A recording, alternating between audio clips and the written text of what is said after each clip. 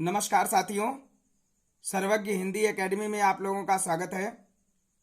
आज हम लोग बहुत ही महत्वपूर्ण कवियों और लेखकों से संबंधित रचनाओं पर चर्चा करने वाले हैं।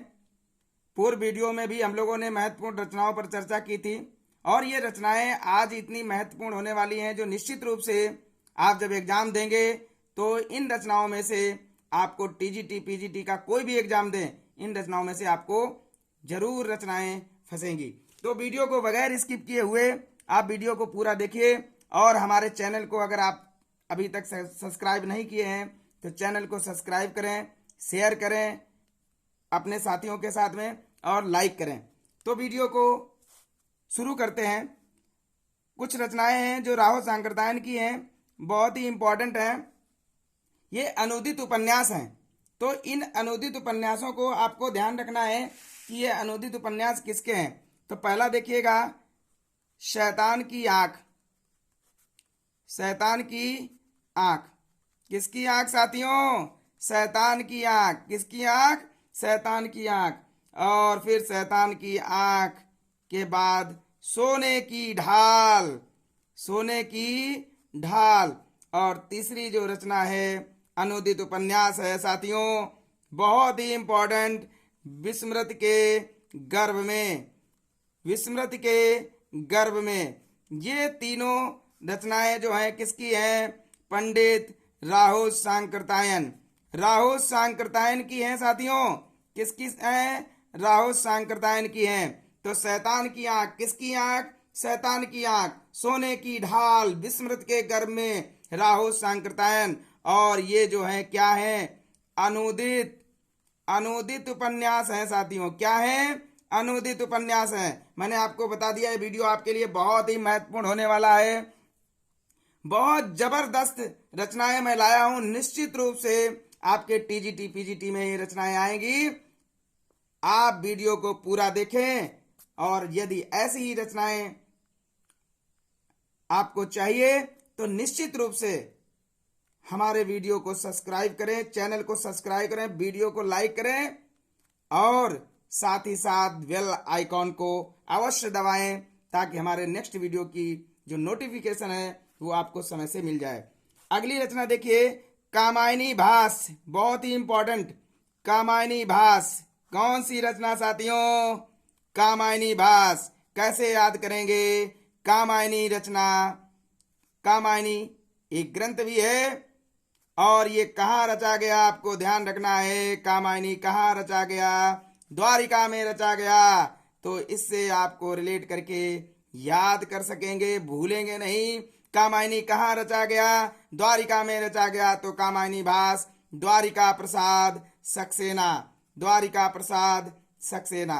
मैं केवल आपको याद कराने के लिए ट्रिक से ये बात बता रहा हूं, आप भूलेंगे नहीं कि कामायनी जैसा ग्रंथ कहाँ रचा गया। द्वारिका में रचा जा सकता है और कहाँ रचा जाएगा? तो कामायनी भास द्वारिका प्रसाद सक्सेना। ये बहुत ही महत्वपूर्ण रचना है। अगला देखिए, अगला पॉइंट रचना के रूप में, केशव का आचरत्व। केशव का आचरत्व। मैं ढूंढ कर ये रचनाएं लाया हूं और एग्जाम में पूछी भी गई हैं साथियों। तो केशव का आचरत्व ये रचना किसकी है? ये रचना आपको ध्यान रखना है, डॉक्टर विजय पाल सिंह। विजय पाल सिंह। अभी याद भी करा दूंगा, अभी याद भी करा दूंगा।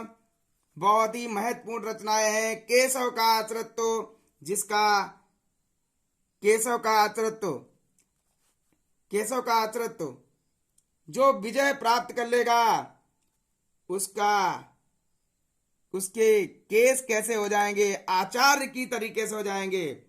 जो विजय प्राप्त कर लेगा उसका, उसके केस कैसे हो जाएंगे? आचार्य की तरीके से हो जाएंगे। तो केशव का आचरत्व किसकी रचना है? डॉक्टर विजय पाल सिंह। केशव का आचरत्व डॉक्टर विजय पाल सिंह। अब जो अगली इंपॉर्टेंट है इसको आप मोस्ट लगा लीजिएगा, जो मैं लिखने जा रहा हूं आप भी साथ ही साथ इसको नोट कर लीजिए। हिंदी साहित्य में निर्गुण संप्रदाय।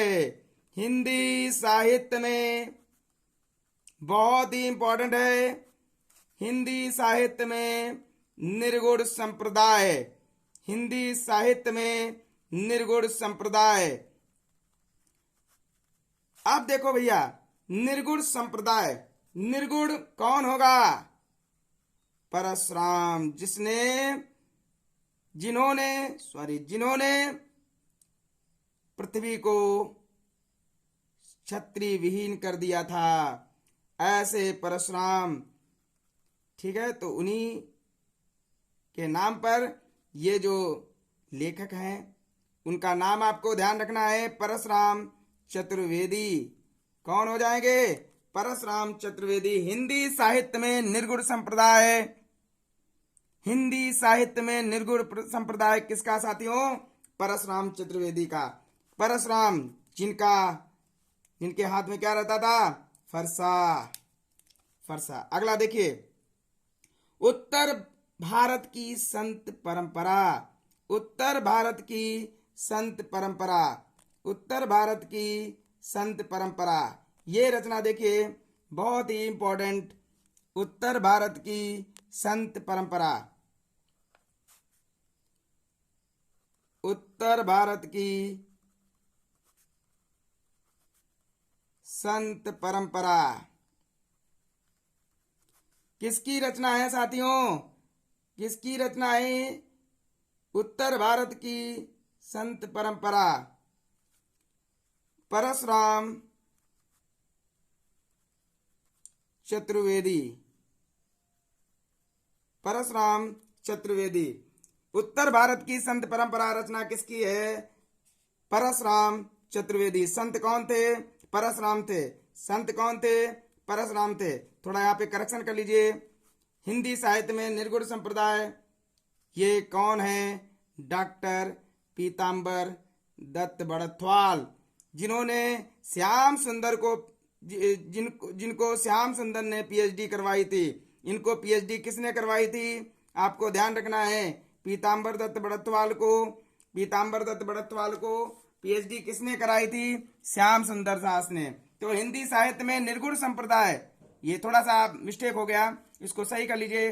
डॉक्टर पीताम्बर दत्त बड़थवाल, ये जो है रचना दोनों बहुत ही इंपॉर्टेंट है। उत्तर भारत की संत परंपरा परशुराम चतुर्वेदी। संत कौन था?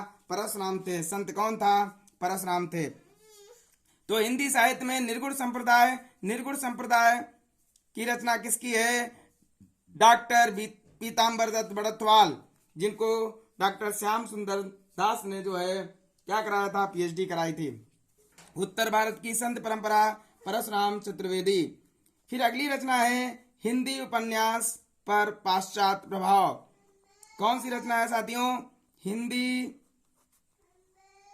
हिंदी उपन्यास पर पाश्चात्य प्रभाव। हिंदी उपन्यास पर पाश्चात्य प्रभाव, ये रचना किसकी है? पाश्चात्य प्रभाव किस पर पड़ा? भारत पर पड़ा। जब हमारे यहाँ विदेशी आए और उन्होंने इस पर आधिपत्य कर लिया हमारे देश पर, तो प्रभाव पड़ा किसका? पाश्चात्य प्रभाव पड़ा किस पर? भारत पर। किस पर पड़ा? भारत पर। तो भारत भूषण अग्रवाल रचना भी इंपॉर्टेंट है, हमने आपको याद कराने की ट्रिक भी बता दी। हिंदी उपन्यास पर पाश्चात्य प्रभाव, हिंदी उपन्यास पर पाश्चात्य प्रभाव। तो पाश्चात्य प्रभाव किस पर पड़ा? भारत पर पड़ा। पाश्चात्य प्रभाव किस पर पड़ा साथियों? भारत पर पड़ा। तो ऐसे आपको रिलेट करके याद कर सकते हो। पाश्चात्य प्रभाव किस पर पड़ा? भारत पर पड़ा। तो भारत भूषण अग्रवाल। अगली रचना देखिए, अज्ञेय और आधुनिक रचना की समस्या। अज्ञेय और, ये मैं 5-6 रचनाएं लाया हूं, बहुत ही इंपॉर्टेंट है। ज्यादा बड़ा वीडियो नहीं होगा, बहुत ध्यान से इसको नोट करिए और साथ ही साथ याद भी करते चलें। जो मैं ट्रिक बता रहा हूं उस ट्रिक से आप भूलेंगे नहीं। अज्ञेय और आधुनिक रचना की समस्या। अज्ञेय और आधुनिक रचना की समस्या। जिन लोगों ने अभी तक हमारे चैनल को सब्सक्राइब नहीं किया है, यदि आपको वीडियो अच्छा लग रहा है ये रचनाएं बहुत ही इंपॉर्टेंट हैं, तो निश्चित रूप से